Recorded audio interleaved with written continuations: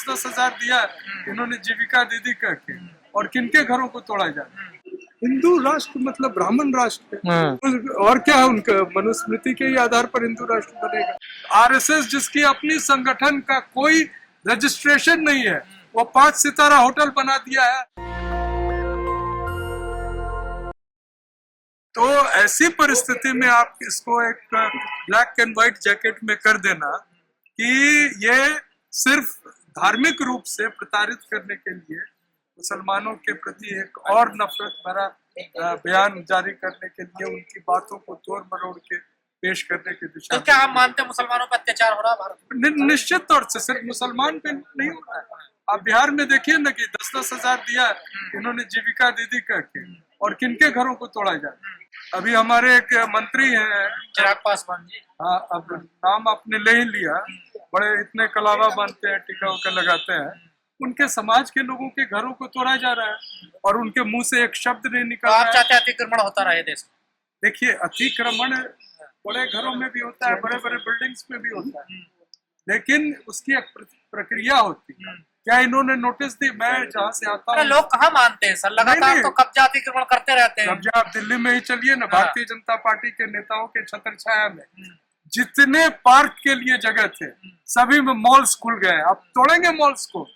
RSS जिसकी अपनी संगठन का कोई रजिस्ट्रेशन नहीं है, वो 5 सितारा होटल बना दिया है अरावली के रॉक्स पर, जहां पर अलाउड नहीं है ग्रीन नियम के हिसाब से, यानी कि पर्यावरण के हिसाब से। तो आप वहां पर बुलडोजर चला दीजिए, आरएसएस के दफ्तर को पे गिरा दे। तो जो महमूद मदनी कह रहे हैं उसके क्या गलत मायने निकाले जा रहे हैं बीजेपी? मैं सिर्फ ये कह रहा हूँ कि सिर्फ महमूद मदनी के नहीं, जितने लोग जो संविधान सम्मत बात कहते हैं उनके बातों को अक्सर तोड़ मरोड़ के रखा जाता है।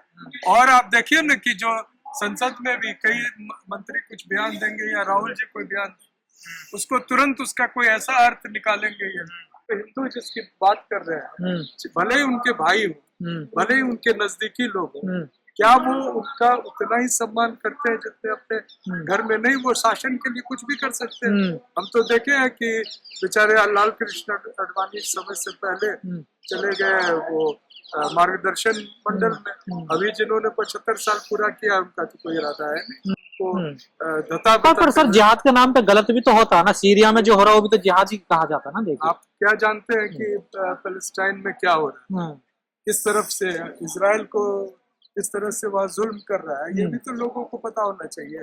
दरअसल जो आरएसएस के प्रवर्तक है और खास तौर से जो चित्पावन ब्राह्मण, उनका अपना एक लिंक है इजरायलियों से, यहूदियों से। इस वजह से वो जबरदस्त ढंग से वो मुसलमान का विरोध करना और यहूदियों का समर्थन करना जारी रखे हुए हैं। तो मदनी साहब जो बोले और आज मैं आपके समक्ष जो बोल रहा हूँ, इसके भी लोग अर्थ निकालेंगे। मदनी साहब भड़काना चाहते हैं देश के मुसलमानों को, सड़कों पर उतारना चाहते हैं। आप मुसलमान मारा जाएगा वो मजे करेंगे, ऐसे आरोप है उनके ऊपर। देखिए, आप मुझे तो खुशी हुई कि कोई भड़का सकते हैं।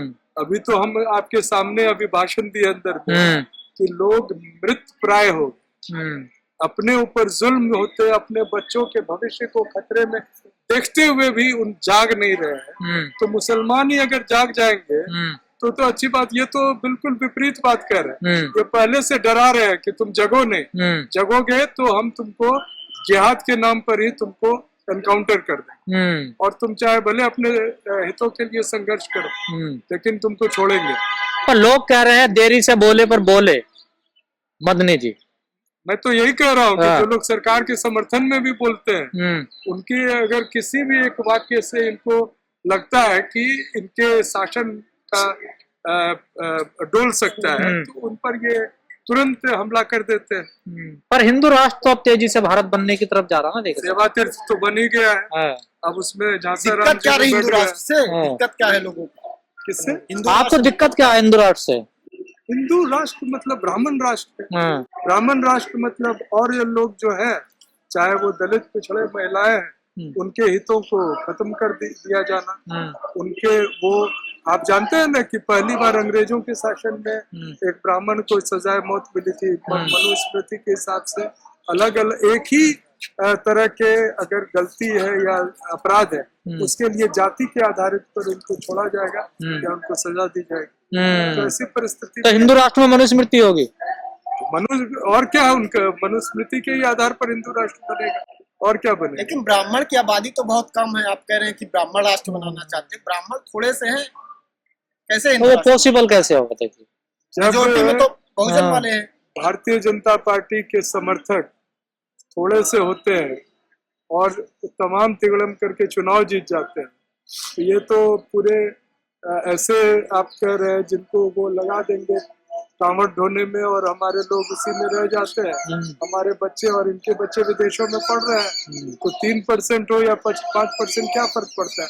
देश के तमाम संसाधनों के मालिक वो, और वो मालिक जो कहेगा वो नौकरों को तो आप विरोध करते रहेंगे हिंदू राष्ट्र का? मैं आखिरी दम तक विरोध करता। नेशनल दस्तक की आपसे गुजारिश है कि अगर इसको बचाना चाहते हैं तो नेशनल दस्तक को सब्सक्राइब करने के लिए रेड कलर के सब्सक्राइब बटन को दबाएं, फिर बेल आइकन की घंटी दबाएं। नेशनल दस्तक को बचाने के लिए बहुत जरूरी है कि हर खबर को शेयर करें, लाइक करें, कमेंट जरूर करें।